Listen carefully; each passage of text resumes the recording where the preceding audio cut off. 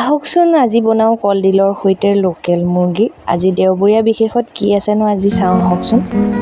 নীলা আকাশৰে ৰূপোৱালী পৰি জীয়াৰে দুখনি পাখি আল ফুলে উৰি আহে লগতে তৰাৰে জাকি লগতে তৰাৰে জাকি